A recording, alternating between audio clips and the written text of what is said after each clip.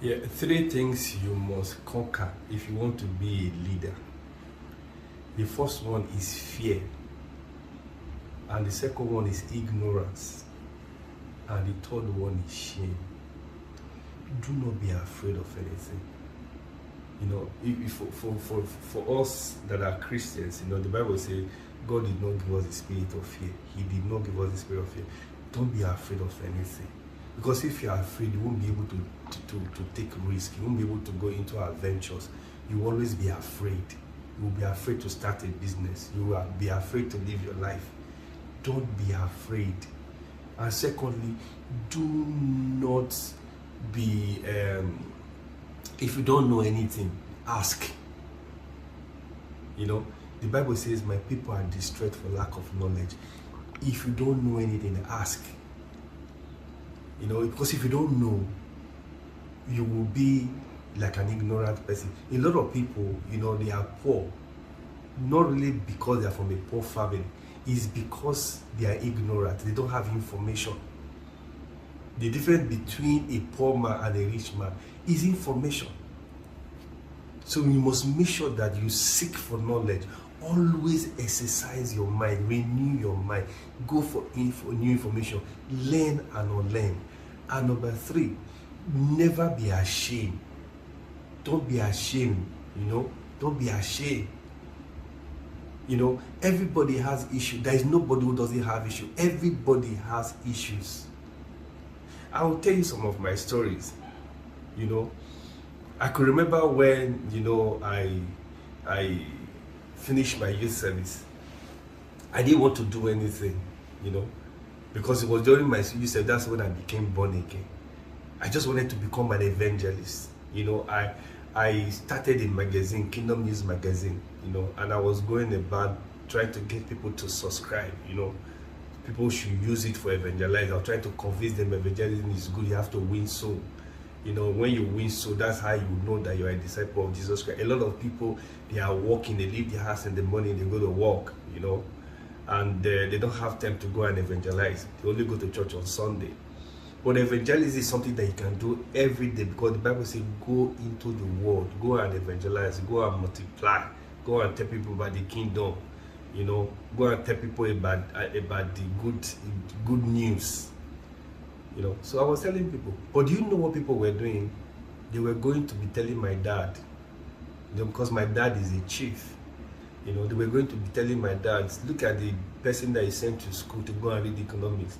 He's going about selling tracts in Lagos. Even when I made up my mind, when I left the bank, I said I was going to go into hairstyling, because that's what God was putting in my mind. I wanted to start a business. It's the same thing they were saying. If you knew you were going to go to learn how to do hair, learn how to do barbing, or you want to go into barbing, why didn't you start early? And they were just feeding my dad with all this information. I told my dad not to worry. He should give me time. That this is the thing that I believe that God put in my heart to do. But it got to a stage, that even those people that were going to be telling my dad, your son is selling tracts, your son is barbing hair in Lagos, somebody that went to university, somebody that went to work in a bank, an assistant manager, look at what he's doing. They were mocking me, and they were indirectly laughing at my dad, and all that, blaming my dad for sending him to school. The same people today, they are saying, thank God you didn't listen to us. Because they are seeing what evangelism that opened the doors for me, that gave me access to go and work in the bank, and I left the bank and became a hairstylist. As a hairstylist now, I became a celebrity. Same people, they are saying, thank God he didn't listen. If I listened to them, what do you think I would have become today? He's barbing. I worked in the bank, for so many years. I didn't travel because I didn't have enough to take my family. But I started barbing. From barbing, I was able to make money. I've traveled to so many places, and I've even sent my children abroad to go and school abroad. You see? Then shame, never be Don't allow people to shame you. Like I said, people have issue. You know, if anybody had told me today that, you know, that I would divorce, I would be alone, you know, something like that, I have to stay on my own, I would say it's a lie. You know, because there was a time, you know, that my mind would say, okay, what will people say? What will people say? Let me tell you, if you are doing something and you know your conscience is clear, and you know what you are doing is right, you know, and it's not working, don't, there's no shame. Move on with your life. The Bible says a righteous man will fall. 7 times. He will get up. You know, he will get up. Never be ashamed of anything. For as long as you know what you are doing is right, you know, what you are doing is not immoral, is not unethical. You know, what you are doing is not something that will hurt other people.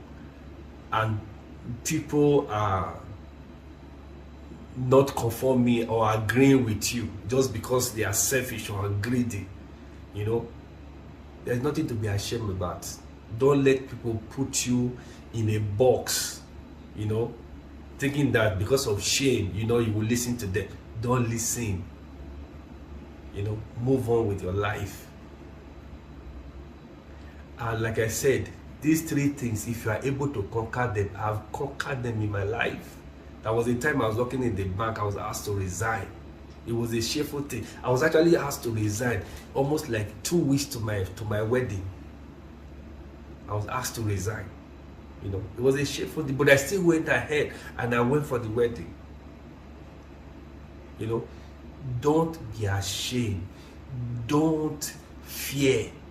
And at the same time, do not be ignorant. Always seek information. If I look back today, you know, I thank God, you know, because these are the 3 things that I know, you know, over the year that God has conquered in my life: fear, ignorance, and shame. I want you to ponder on this.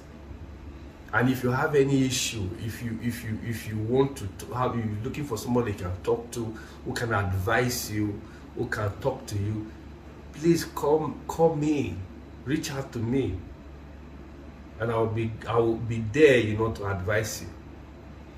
Do have a nice day.